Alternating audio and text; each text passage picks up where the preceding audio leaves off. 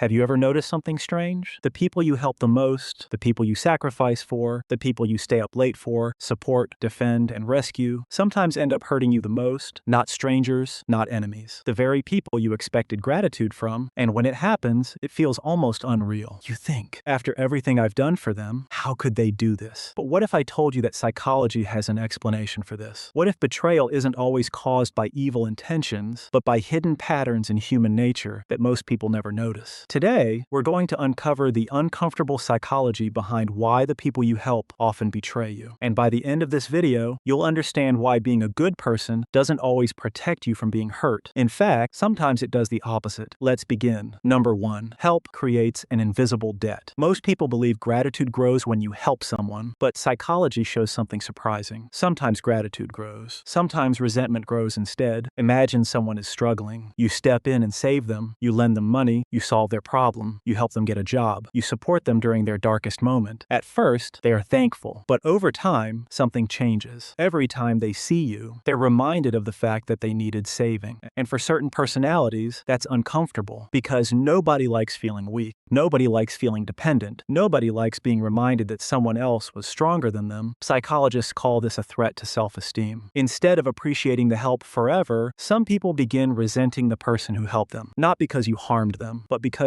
your existence reminds them of a version of themselves they don't want to remember. Ironically, the more you help, the stronger that reminder becomes. And eventually, the person who once thanked you may start distancing themselves from you, or even turning against you, not because of what you did, but because of what your help symbolizes. Number 2, people value what they earn more than what they receive. Have you ever noticed that some people take free things for granted? There's a psychological reason. It's called the effort justification effect. Humans naturally value things more when they work for them. When people struggle, sacrifice, and earn something, their brain assigns greater importance to it. But when something is simply given to them, the emotional value decreases. The same applies to relationships. If you're constantly solving someone's problems, they stop seeing your help as special. It becomes normal, expected, automatic. And what was once appreciated slowly turns into entitlement, the scary part. Entitlement doesn't create gratitude. It destroys it. The person begins feeling like they deserve your support. And once someone feels entitled to your kindness, they stop respecting the effort behind it. Eventually, if you stop helping, they may even accuse you of changing, even though you've already done more than enough. Number 3, helping can accidentally attract users. This is one of the hardest truths to accept. Not everyone enters your life because they value you. Some enter because they value what you can provide, your advice, your money, your connections, your emotional support, your generosity, your time. At first, these people seem incredibly close. They call you often. They praise you. They make you feel important. But the connection isn't built on who you are. It's built on what you give. And the moment the benefits disappear, so do they. Psychologists refer to this as transactional attachment. The relationship exists primarily because one person gains something from it. The painful part is that genuine people often don't notice this because they assume everyone thinks the way they do. They assume loyalty creates loyalty. Kindness creates kindness. Sacrifice creates sacrifice. But human nature isn't always that simple. Sometimes people stay until the rewards stop, and then they leave without looking back. Number 4, the more you give, the less people fear losing you. Think about this carefully. When someone knows you'll always forgive them, what happens? When someone knows you'll always answer the phone, what happens? When someone knows you'll always come back, what happens? For many people, your value starts feeling guaranteed. And psychology tells us something important. Humans often appreciate things more when there's a possibility of losing them. This is called scarcity value. We naturally pay more attention to things that aren't endlessly available. But if you're always there no matter what, some people unconsciously stop appreciating your presence. Not because you're worthless, because you've become predictable. The sad irony? The people who love hardest often teach others to take them for granted. Number 5, your kindness exposes their guilt. Here's something most people never realize. Sometimes betrayal happens because someone feels guilty around you. Imagine you consistently support someone, you're loyal, generous, reliable, and deep down, they know they haven't treated you the same way. Every interaction becomes a reminder of that imbalance. Instead of correcting their behavior, some people choose an easier solution: distance themselves, attack your character,